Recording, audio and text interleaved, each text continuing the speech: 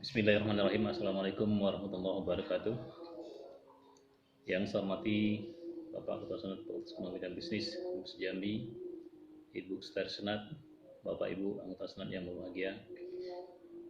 Pertama-tama marilah kita panjatkan puji dan syukur kepada Allah Subhanahu wa taala atas berkat rahmat dan ridhonya pada hari ini kita dapat berkumpul di ruangan ini dalam rangka penyampaian visi dan misi serta program kerja calon dekan Fakultas Ekonomi dan Bisnis periode 2020-2024. Bapak Ibu yang saya hormati, sebagai salah satu calon dekan Fakultas Ekonomi dan Bisnis Jambi 2020-2024 diwajibkan untuk menyampaikan visi dan misi serta program kerja.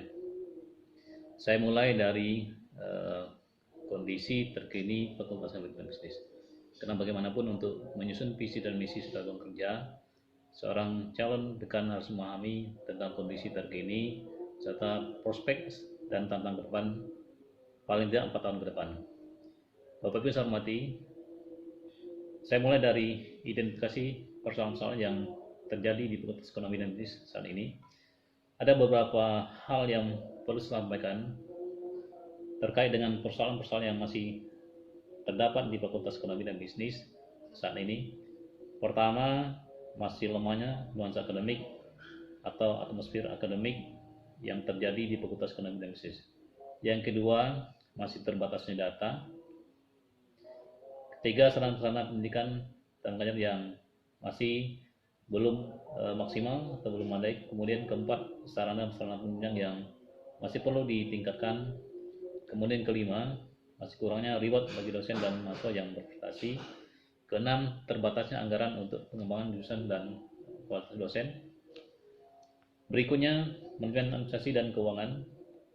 Lalu pemberdayaan fungsi senat fakultas, manajemen pendidikan atau akademik, masih terbatasnya kerjasama eksternal baik di daerah, nasional maupun internasional, termasuk dengan pihak swasta.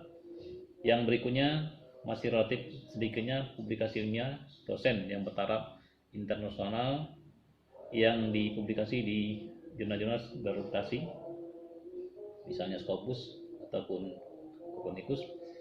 Kemudian masih lamanya masa studi mahasiswa.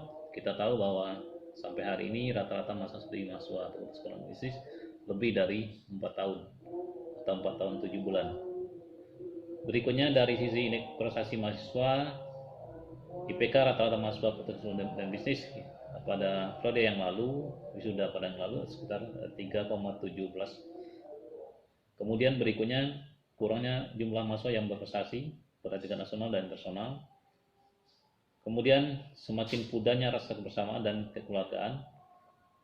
Lalu dilihat dari aktasi jurusan, baru satu jurusan atau prodi yang ada di Fakultas Ekonomi yang memperoleh aktasi A. Selebihnya dari 8 prodi, 7 prodinya adalah kondisi aktasinya adalah B. Dari persoalan-persoalan tadi, maka ada beberapa isu strategis yang dapat kami rangkum dari kondisi yang tadi. Pertama, peningkatan kualitas dan kualitas sumber daya manusia. Yang kedua, infrastruktur dan suprastruktur. Kemudian berikutnya, sumber daya manusia, penunjang dan perbaikan kualitas serta motivasi belajar mahasiswa dan perbaikan atmosfer akademis. Kemudian isu berikutnya adalah peningkatan relevansi kurikulum, apalagi dengan program menteri yang baru ini kita mengenal dengan kampus merdeka dan merdeka belajar. Kemudian yang ke-8, pengembangan riset dan publikasi ilmiah bagi dosen dan mahasiswa. Kemudian 9, pengembangan pengabdian masyarakat, perbaikan dan pengembangan manajemen akademik, keuangan dan administrasi umum di Fakultas Ekonomi dan Bisnis. Setelah kita melihat kondisi terkini, kemudian isu strategis, maka kita mulai memotret kita punya apa. Nah, ada beberapa hal yang mungkin dapat sampaikan di sini. Pertama, kita punya infrastruktur, gedung kuliah, gedung perkantoran, laboratorium dan perpustakaan. Kemudian berikutnya kita juga punya sumber daya manusia, kita punya beberapa orang guru besar, kemudian sebagian besar dosen sudah berpendidikan S3 atau doktor. Kemudian tenaga administrasi kita yang juga sudah banyak yang bergelar S2. Lalu kita juga punya program studi mulai dari D3 sampai S3. Ini merupakan potensi yang kita punya saat ini. Kemudian sumber dana, memang terjadi peningkatan dalam beberapa tahun ini, tapi kita masih tetap mengandalkan sumber daya yang berasal dari internal kita, dan sangat sedikit kita mengandalkan sumber daya terutama keuangan yang berasal dari faktor eksternal. Nah, ini juga yang perlu kita kembangkan di masa yang datang.